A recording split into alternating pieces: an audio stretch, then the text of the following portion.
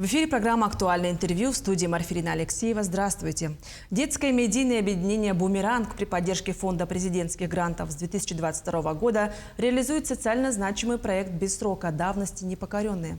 У нас в республике партнером проекта является Национальный центр аудиовизуального наследия народа имени Жараева. Содействие и поддержку проекту оказал глава Якутии Айсен Сергеевич Николаев. О сотрудничестве и реализации проекта мы сегодня и поговорим. Гости у нас в студии Рима Моисеева, специалист-эксперт, почетный архивист России. Рима Максимовна, здравствуйте. Здравствуйте.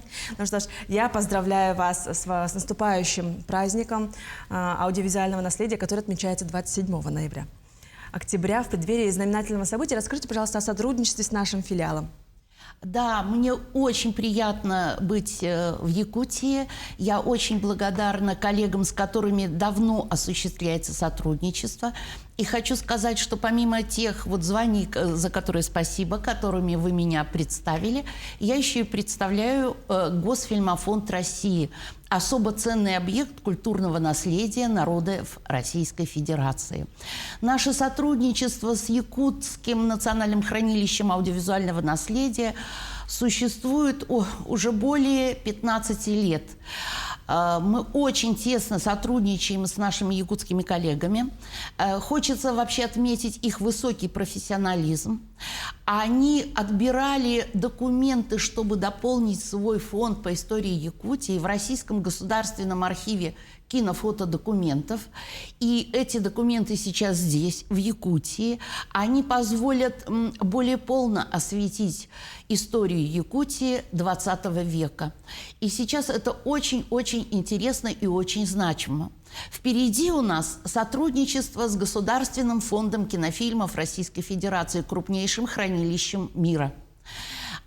И я надеюсь, что кино Якутии, которое сейчас необыкновенный взрыв здесь происходит в кино Якутии, что и эти документы тоже помогут нашему взаимодействию. Мы знакомы буквально с каждым коллегой из якутского хранилища, и мы продолжим это сотрудничество, и я надеюсь, что это принесет пользу всем народам, населяющим Якутию. Это будет здорово. Также в рамках проекта для школьников города Якутска вы организуете различные мастер-классы. Что это за мастер-классы? Расскажите, пожалуйста. Хочу сказать, что тема, с которой мы сюда приехали, нас целый коллектив, 4 человека, специалиста, я бы сказала, эта тема очень серьезная. Это, в общем, она называется «Без срока давности непокоренные». И она говорит о геноциде советского народа в годы Великой Отечественной войны немецко-фашистскими захватчиками. Вы можете меня спросить, а какое отношение Якутия, которая была в тылу, имеет к геноциду советского народа? И я вам отвечу, что в годы войны все было направлено для фронта и все было направлено для победы. Мало того, что Якутия участвовала на всех фронтах Великой Отечественной войны, здесь в тылу, не жалея жизни, причем в самом прямом смысле, трудились взрослые, трудились подростки для того, чтобы обеспечить скорейшее приближение Великой Победы. И вот об этом якутские ребята будут снимать свои медиаработы продолжительностью до 5 минут. И вот этому как раз мы и должны ребят Якутии обучить. Они только вступают в этот проект. Проект сейчас международный. Он составная часть проекта Национального центра исторической памяти при президенте Российской Федерации. И я надеюсь, что Якутия будет в нем достойно представлена. Он осуществляется при поддержке Фонда президентских грантов, вы уже об этом сказали. И это действительно очень социально значимый проект. С сегодняшнего дня начинается обучение ребят. И я надеюсь, что ребята усвоят, им будет очень интересно, и они тоже создадут свои медиаработы. А каковы ваши ожидания от медиапроекта в Якутске именно? После того, как мы научим ребят, обучим технологии создания медиаработ, они будут создавать свои конкурсные медиаработы. Конкурс проводится не первый год, и, как правило, изо всех регионов России приходит более 300 работ. Из них определяются лучшие работы, и награда велика. Ребята едут в Артек, в Орленок для того, чтобы продемонстрировать там свои работы, там специальные обучающие тоже программы. И я надеюсь, что якутские ребята достойно представят свою республику. В прошлом году к нам подключилась Беларусь. И вы знаете, что целых 2 студии из Республики Беларусь стали победителями проекта с первого раза. Вот. И надеюсь, что не подкачают и якутские ребята. Да. А насколько сегодня востребованы аудиовизуальные документы в плане образовательного ресурса? А вы знаете, я бы сказала, что очень востребованы, и востребованность эта с каждым днем возрастает. Ну, наверное, для нас с вами не секрет, и ни для кого не секрет, что дети стали меньше читать. Это, да, это всем известно. И я что хочу сказать, что в этом смысле возрастает роль картинки.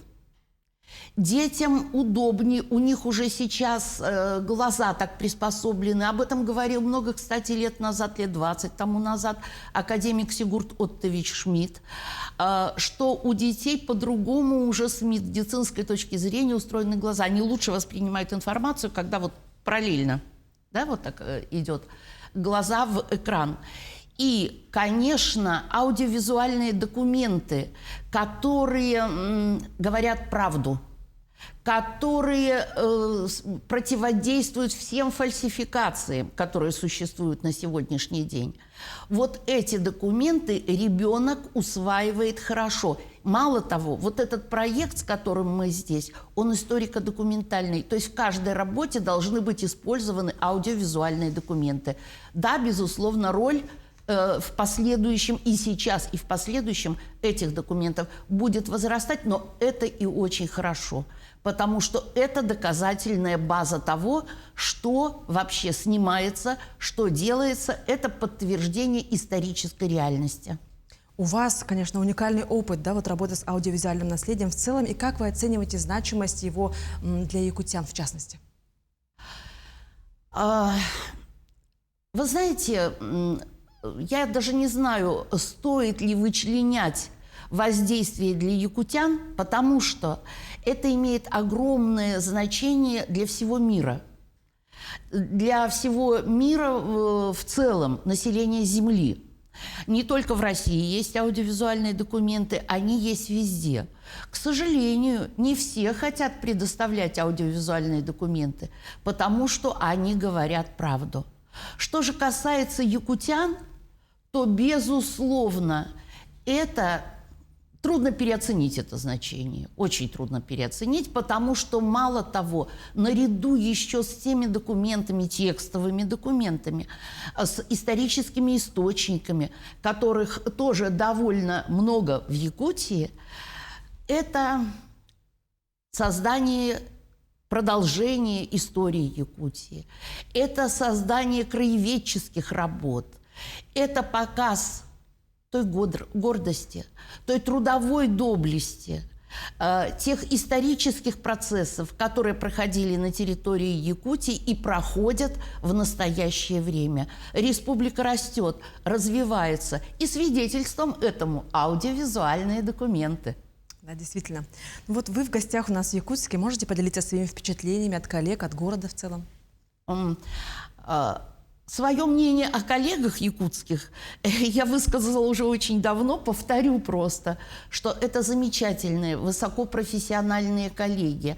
Я скоро надеюсь увидеть их в гостях в Госфильмофонде России, где мы сможем поговорить о наших общих проблемах, какие-то проблемы решить и продолжить наши контакты.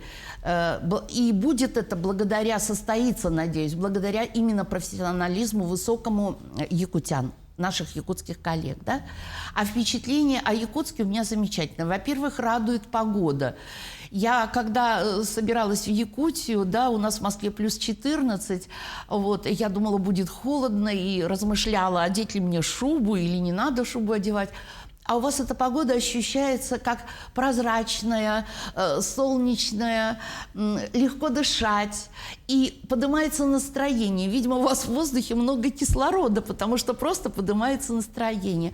Город порадовал своей чистотой, широкими площадями, очень красиво сделан центр.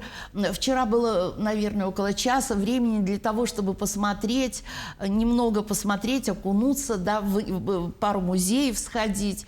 Несмотря на разницу во времени, очень спать хочется. Да, ничего тут не поделаешь. Вот. Но, тем не менее, во все глаза смотрели. Какое, если одним словом охарактеризовать, я могу сказать, что это восхищение. Спасибо большое, действительно. Всегда интересно услышать мнение со стороны. Ну и хотелось бы немножко вернуться к медиапроекту. Вы какую школу первую посещаете, сколько будет детей? И хотелось бы немножко наглядно о том, чем будет заполнен ваш урок, встреча. Дело в том, что базой для обучения детей стала средняя школа номер 5. Собирается 100 детей, больше не будет так эффективно для этого. Потом дети смогут поделиться, да? Вот, будет 100 детей. Сегодня в 14 часов мы начинаем свою работу. И дети будут разделены на небольшие группы.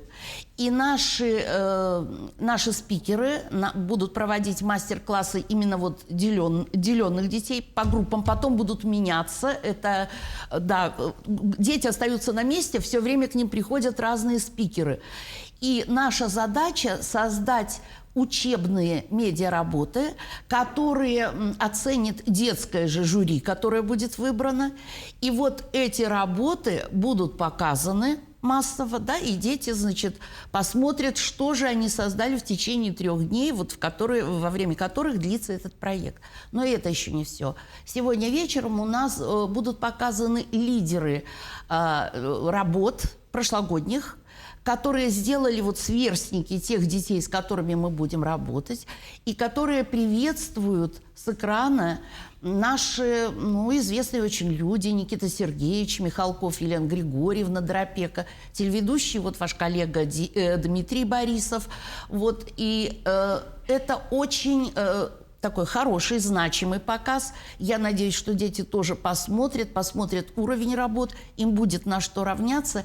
И я повторюсь и скажу еще раз, я верю в якутских детей. Я надеюсь, что они сделают настоящие, исторически значимые, очень хорошие медиапроекты. Что ж, я даже немножко завидую детям, которые будут участвовать в этом проекте. Ну что ж, спасибо вам большое, что вы уделили время, пришли, ответили и рассказали нам очень много интересной информации.